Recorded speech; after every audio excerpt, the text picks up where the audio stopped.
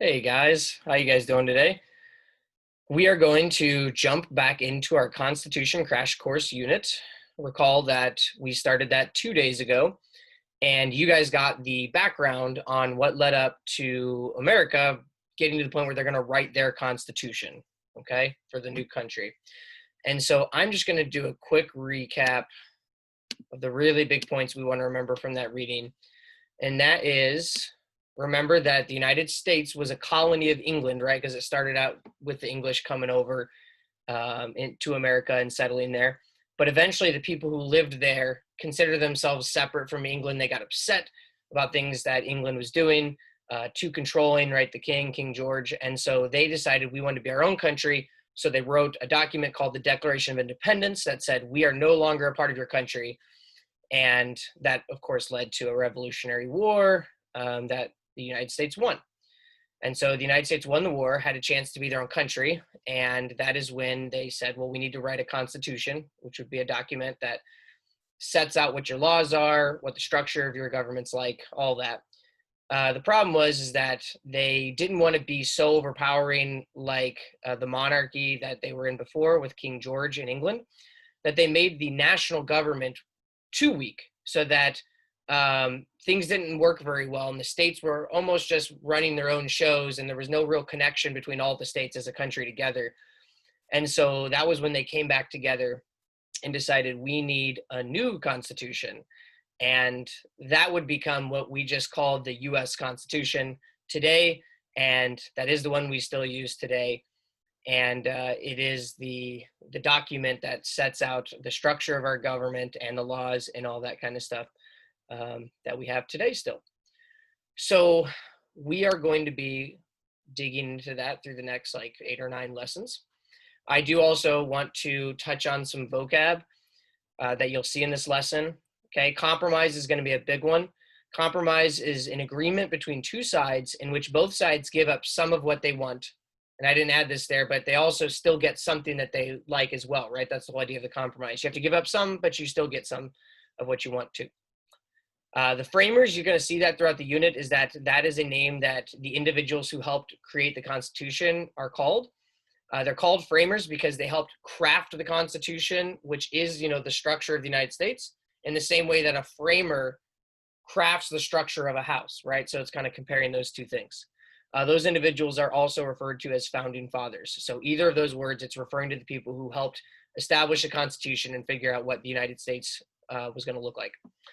The last term is federal government, and that's just another word for the national government. So when you hear me or the textbooks talk about the federal government or the national government, that means the government that is in charge of the whole country, right? Because we still have state governments that deal with just issues going on in your state. But then above all of the states, there's still a national government that has power, okay? So those are the vocab, and Miss Williams put together a really nice vocab game for all the words from this week, and I highly suggest, I posted it in the stream of Google Classroom, and I highly suggest, especially if you're struggling, that play that game some, because it will get you much more familiarized with these terms, and that will make everything easier. Okay, let's move into the skill of the day, which is about compromise. And so I'm going to just give a little scenario that, happens to me sometimes, and you might be able to relate to this with your friends or your family members. But me and my wife can't always agree on what movie to watch if we want to watch a movie together. So imagine, I just created, again, kind of a hypothetical scenario. And you just imagine that it is, let's say, Friday night, and we're just wanting to, sit on the couch and watch a movie on Netflix. And in this scenario, let's say I want to watch a drama. I just want something serious. And let's say I hadn't seen the movie The Irishman yet, and I really wanted to see it. So I'm like, sweetie, I want to watch The Irishman tonight. And my wife, Kristen, that night, let's say she really just wanted to watch a comedy. She's had a long week. She just wants to relax. And so she's like, let's watch Late Night. I've heard this is good. It'll be fun. We'll relax. And then so we start going back and forth, right? Because I really don't feel like watching a straight comedy. I don't want to watch her movie. She isn't into The Irishman, too long, too heavy. She doesn't want to do that. We have initially readily apparent, we have two options, right?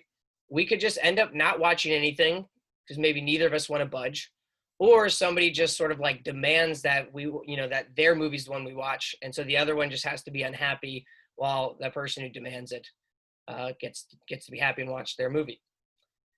Now, I want to point out that there is a third solution, right? The third solution is compromise. Find a way that we can each get something we kind of like, even though, yes, we're probably going to have to give up the thing we like most. So in this situation, I'm going to put the compromise in here, and this is exactly what you're going to do in your assignment later, but you're going to use stuff from Discovery Ed that we're learning about with the framers. But I'm going to go ahead and put in here that the compromise was decided to watch, what did I decide? Oh, Fighting with My Family, which is a dramedy. So you can probably see how this is a compromise, because I didn't get the movie I really wanted to watch. She didn't get the movie she really wanted to watch.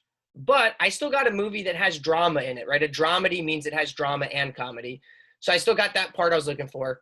And she still got a movie that has comedy in it. Okay, so it's a compromise. And if on your assignment, you want to explain a little bit further as to how it's a compromise, that's not a bad idea. That's a good, way to get extra points to show me how deeply you've learned it. So I'm going to go ahead and do that and just show, how is this a compromise? I'm going to say neither got the movie they wanted, but Jason still got something with drama, and Kristen still got something with comedy.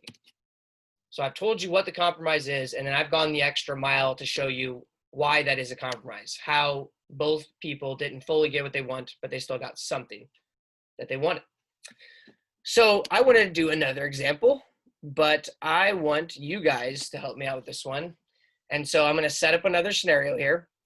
Imagine there is a junior high student named Ebony, and her parents want her to join a school sport. They feel like she hasn't been super active, and so they think, this would be a good way to get her active is participating in a school sport. Problem is, Ebony doesn't want to join a school sport because she really likes to hang out with her friends after school. It's just kind of a rhythm she's gotten into, and it's something she really enjoys. We need to think of a compromise that neither side's going to get exactly what they want, but how they still can both get something that they want, right?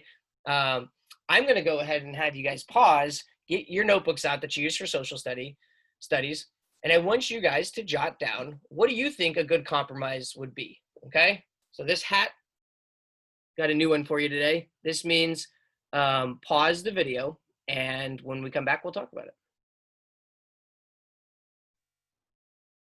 Okay, I'm going to assume that you guys got your compromise down in your notebook. I'm going to tell you what I came up with because I can't ask you over the internet what you guys came up with. And so I'm going to say they decided that Ebony would start running every day.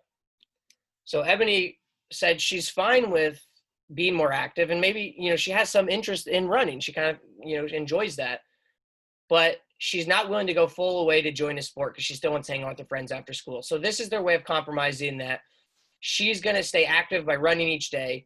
But it is by still not joining a sport, she still gets to hang out with her friends. So she still gets something that she wants. And the parents, even though they didn't get her into the sport, they still, got her to agree that she's going to be active. So again, we can go the extra mile and just explain how that's a compromise. And we can say, neither got exactly what they wanted, but Ebony can still hang out with friends after school, and her parents still got her to agree to be active regularly. Okay. And I'm actually going to keep this document. I'm going to post it with the assignment. So if you want to refresh yourself on some examples and what a good explanation looks like, you can go ahead and do that there. Okay. And so we're going to apply this idea of compromise to what the framers had to do when they were starting this country. right? Because again, they came from a monarchy where there was a king, and there's no compromise with a king because a king has full power, right? And so he's usually gonna be like, nah, I'm just gonna do what I want to do, right? That's the Netflix moment where the person's like, nah, we're just gonna watch my movie. The United States was trying to do something that was a representative democracy that gave more people a voice, that tried to hear from more people. Didn't do it perfectly, like I've said, but that's what the country was pushing towards. So in the lesson today, you are going to see the framers kind of battling out with other framers to figure out what is this Constitution going to look like? What's the government going to look like?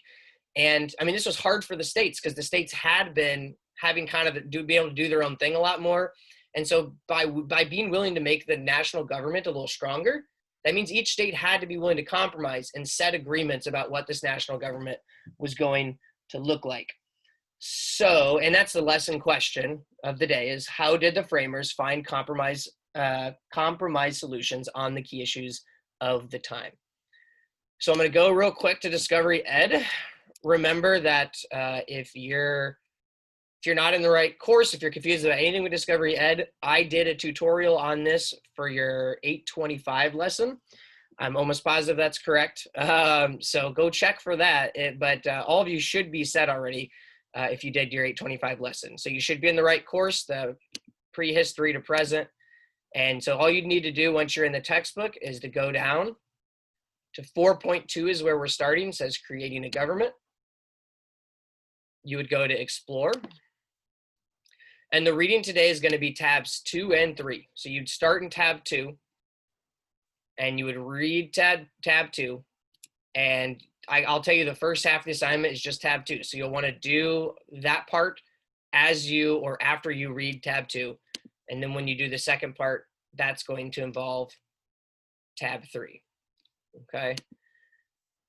I should show you the worksheet as well, and then I will let you guys get going. So this is what the graphic organizer looks like. There's just 2 issues I want you to look at that kind of showed the way these framers had to make compromises. The first one here, you can see it says the issue, disagreement over how the number of representatives from each state would be determined. When you read the Discovery Ed text, hopefully that should make more sense. It has to do basically, I'll very quickly explain, it has to do basically with a state, how many actual representatives they get in Congress, okay, which is the branch of the government, the legislative branch, which makes laws. They'll talk about it more in the reading. So do big states get more representatives, or does everybody get the same amount of representatives? Was kind of a big part of the debate. So you are going to look for, what did the large states want? What was their idea for what should happen? What did the small states want? And then look to see, how did they compromise? How did each get a little bit of what they wanted? Okay, and also had to give up a bit. Then the second one is a disagreement over whether slaves should be counted as a part of the state's population. So at this time, there had been slavery in the country for many years, and it is very strange that the framers, despite pushing for all men are created equal, all these ideas, at this time they weren't living up to it, right? There were still slaves in this country, and the Constitution didn't address the issue of whether slavery should be illegal or legal right off the bat. But the framers did deal with issues related to slaves, which in itself just kind of allowed slavery to continue, right? Instead of just making it illegal from they had debate. They did have some debates over that. There were some people who wanted to, but it didn't happen. So anyway, that's the next issue, was whether slaves would count as a part of the state's population, which would then impact potentially how many representatives the state got, but it also represented how much you got taxed, because if you had more people, you had to pay more taxes. So you will look for, what did the southern states want? What did the northern states want? And what was the compromise that was found, okay? And again, if you want to go a little extra further and get that extra point, you can add on and explain, how is that a compromise? Show how each had to give up a little bit, but also how they gained some. Okay. Oh, just remember also that Discovery Ed does have that function that allows you to have it read aloud for you. Okay, again, I showed you how to do that in 825 lesson. So use that if you're finding it difficult to read through the text. And also remember that reading level B is much closer to an 8th grade level. Reading level A is it's pretty high level. So unless you're a very strong reader, I highly recommend reading level B. All right, I'm going to sign off now. You guys have a good one. And as always, please let me know if you have questions. All right, bye.